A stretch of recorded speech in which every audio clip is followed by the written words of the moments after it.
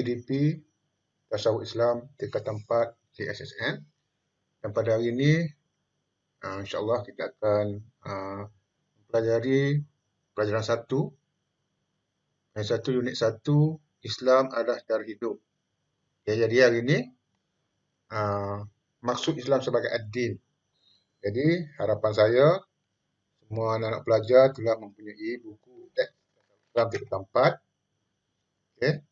Kemudian juga telah membuat turun buku GLA Tasawuf Islam tingkatan 4. Okey.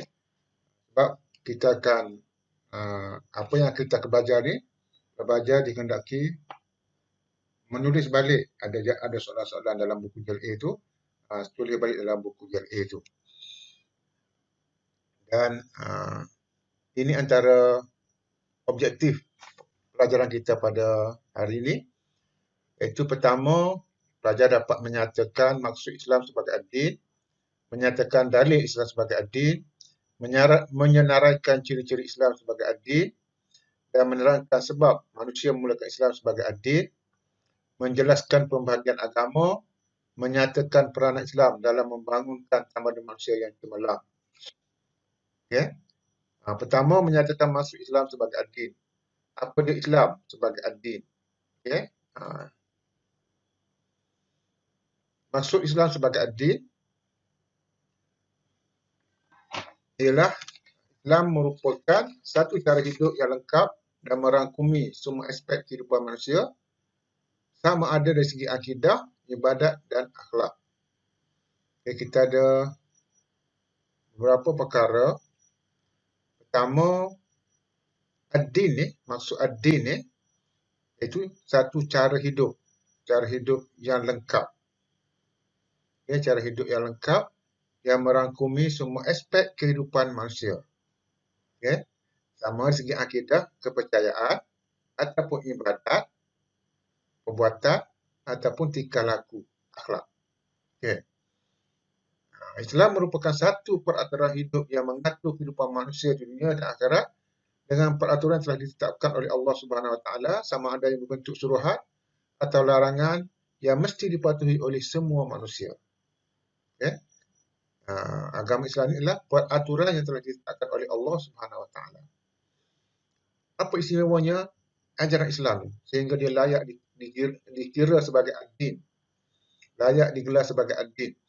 Pertama, sebab ajarannya adalah datangnya daripada Allah Subhanahu Wa Taala melalui Al-Quran dan hadis, bukan ciptaan manusia.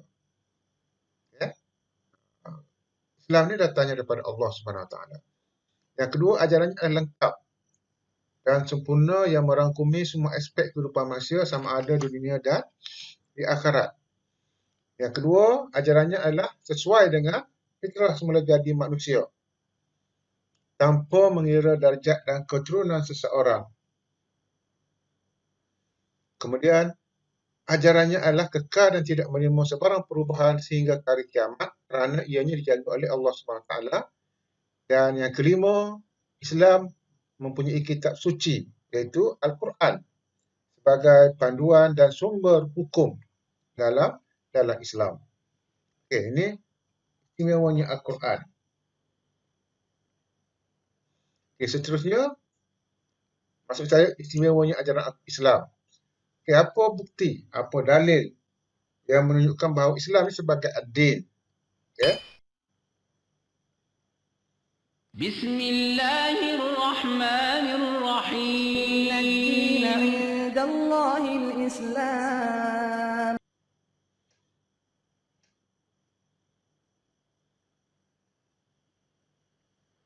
Okey, ini dalil daripada ayat Quran surah Ali Imran ayat ke-19.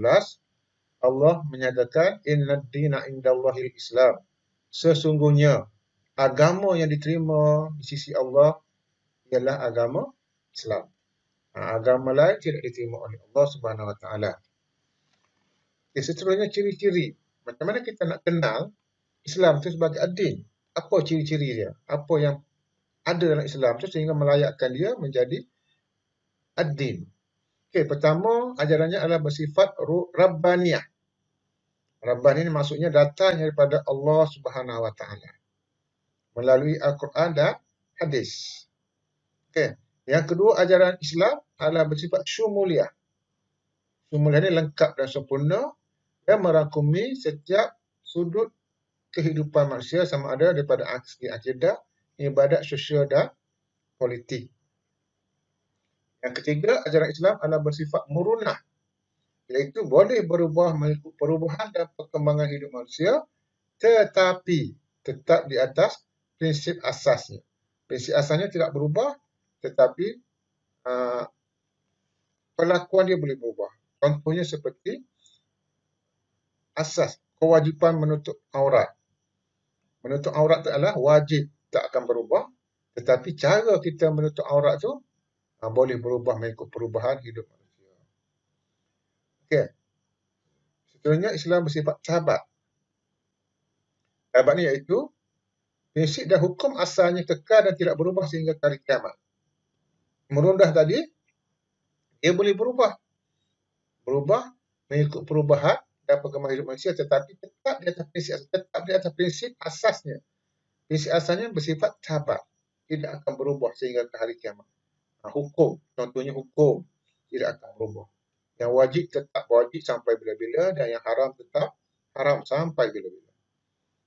Okay, seterusnya, ajaran Islam bersifat alamiah, iaitu sesuai dengan fitrah semula jadi manusia tanpa mengira tempat, masa dan zaman. Okay? Sesuai dengan semua tempat, sama ada tempat yang beriklim sejuk ataupun beriklim panas, di kutub utara, di kutub selatan, di khatulistiwa, semuanya sesuai. Sesuai juga pada semua zaman.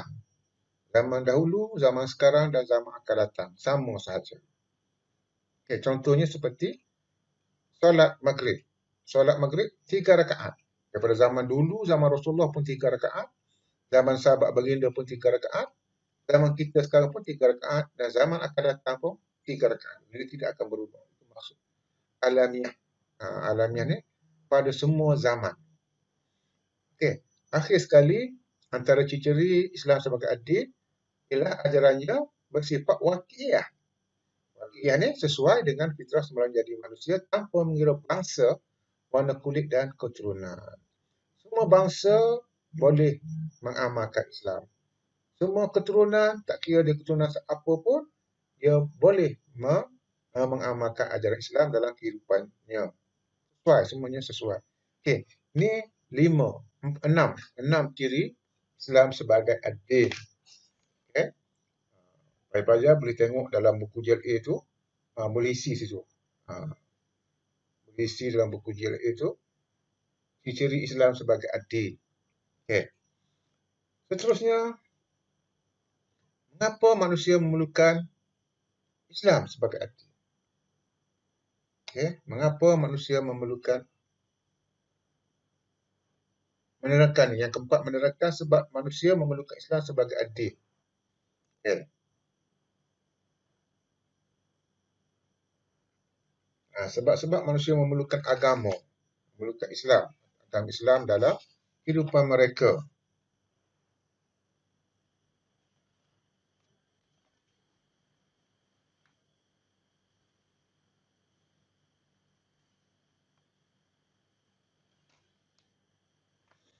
Okay, pertama, untuk memandu manusia ke arah hidup yang diredai oleh Allah Subhanahu Wa Taala. Okay, sebab itu kita memerlukan Islam sebagai adil. Yang kedua, cara hidup Islam merupakan jalan untuk mendapat kebahagiaan hidup di dunia dan akhirat. Dan yang ketiga, Islam menjadi asas tata cara perhubungan manusia untuk mencapai keharmonian hidup bermasyarakat.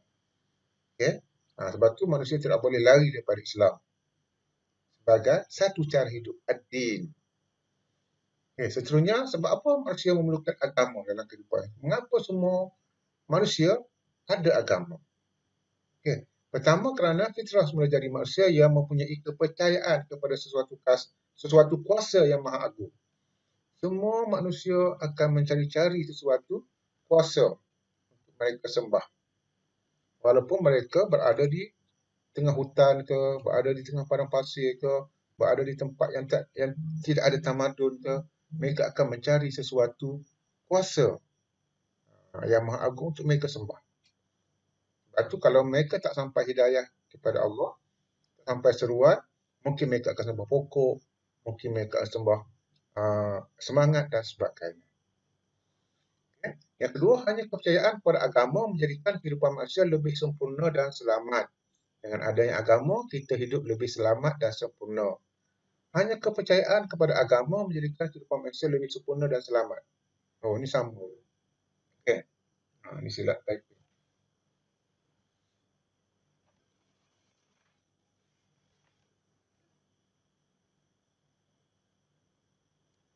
Okey.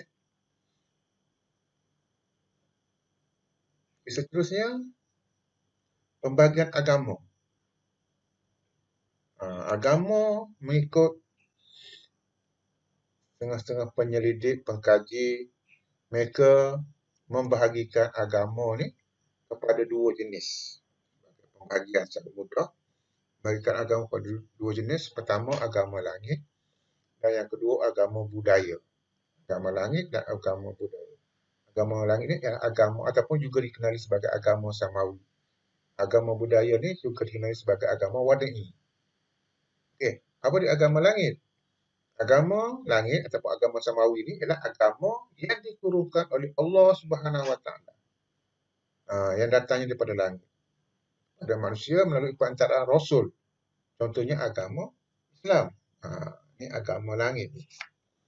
Okay? Yang datang daripada. Apa ciri-ciri agama langit? Ciri-ciri agama langit pertama, ia mempunyai kitab suci yang datangnya daripada Allah. Yang kedua, agama tersebut mempunyai nabi dan rasul. Dan yang ketiga, agama tersebut sesuai untuk semua manusia tanpa mengira pangkat dan keturunan. Dalam buku GLA itu, muka surat 3. 3. Okay. Yang kedua, agama budaya, iaitu agama yang diciptakan oleh manusia sendiri melalui pemikiran, melalui hasil pemikiran mereka sendiri. Ini bukan agama yang disuruhkan oleh Allah. Mereka tidak ada rasul. Mereka tidak ada kitab suci. Contohnya seperti agama Buddha, agama Hindu dan fahaman-fahaman manusia yang lain seperti liberalisme, sekularisme, nasionalisme dan sebagainya. Ciri agama budaya pertama, ajarannya berdasarkan pemahaman pengasas ajaran tersebut. Okay? Pengasas ajaran itu adalah terdiri daripada manusia biasa sahaja, sama seperti kita.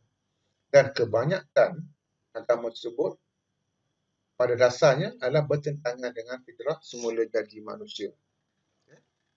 Dan kadang-kadang mereka, agama-agama tersebut mempunyai kasta tertentu. Ini pembagian agama. Okey, contoh pengamalan Islam sebagai ad-din.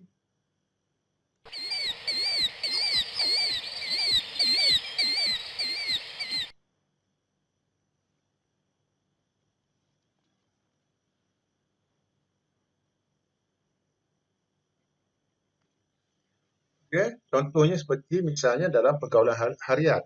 Macam mana kita nak membuktikan, memberi satu contoh. Contoh bahawa kita telah mengamalkan Islam sebagai ad-din dalam pergaulan harian. Contohnya seperti kita biasa menjaga batasan dalam pergaulan antara jantina. Ataupun sesama jantina pun kita menjaga batasan.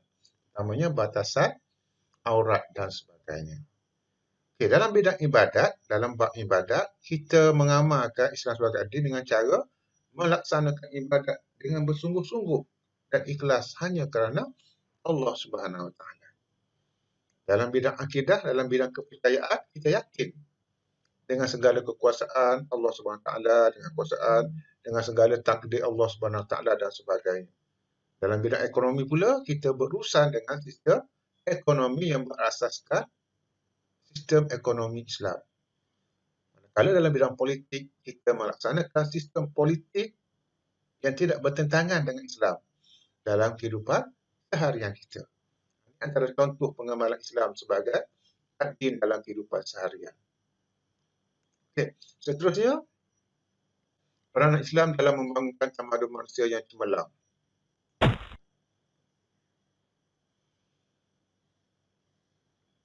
Okey, tengok buku Jil A tu muka surat 4.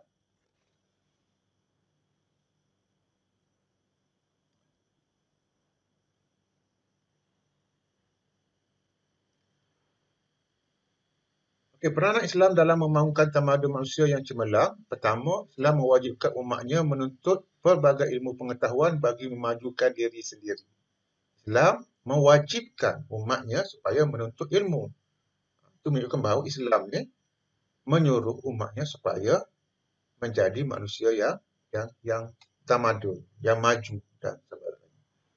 Islam menghendaki umatnya supaya sentiasa berfikir secara kreatif dan inovatif dalam menghasilkan suatu ciptaan baharu. Yang ketiga, Islam mengatur peradaban dan akhlak yang terpuji untuk memastikan manusia dapat hidup dengan aman dan bahagia dunia dan di akhirat. Okey, justifikasi pengamalan Islam sebagai adil dalam kehidupan seharian. Bagaimana kita nak mengamalkan, menunjukkan bahawa kita mengamalkan Islam sebagai adil? Pertama, kita menghayati dan melaksanakan segala rukun Islam, rukun iman dan ihsan dalam kehidupan seharian. Yang kedua, mendalami ilmu asas dalam Islam yang terdiri daripada ilmu akidah, ilmu syariat dan akhlak. Yang ketiga, menjadikan Rasulullah SAW sebagai contoh ikutan dalam segala tindakan kita. Ya.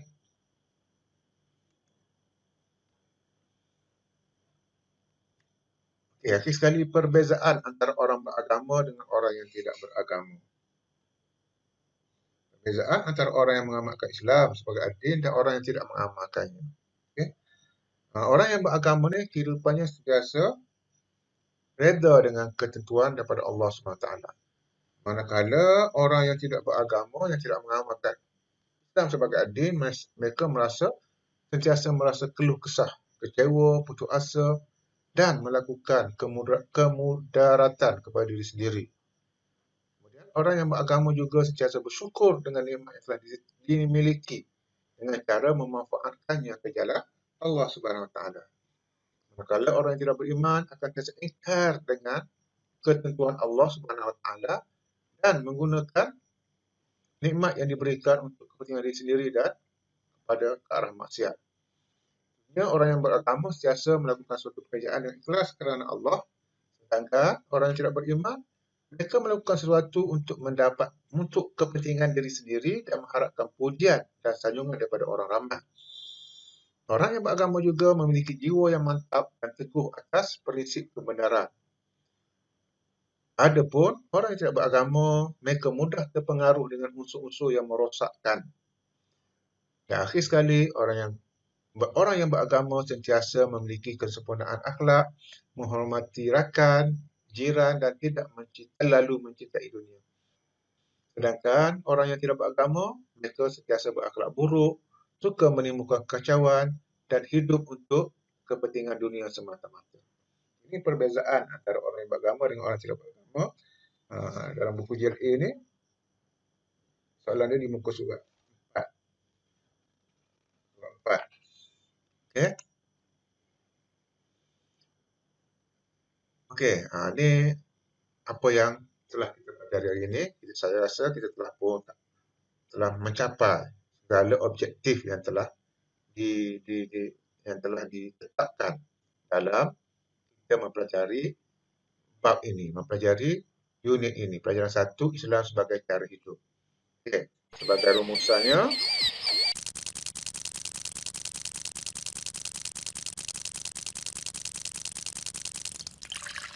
Islam merupakan satu cara hidup yang lengkap. Yang kedua, manusia memerlukan bimbingan daripada Islam untuk hidup dengan lebih sempurna dan Islam mampu membina tamadun manusia yang lebih cemerlang dan gemilang. Sebagai penilaiannya, pelajar-pelajar boleh tengok sini dan boleh ambil. Saya rasa pelajar boleh ambil link ni, soalan ni.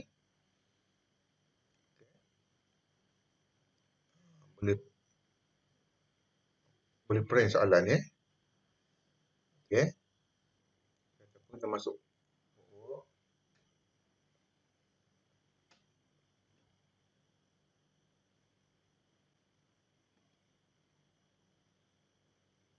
Masuk Islam sebagai adik.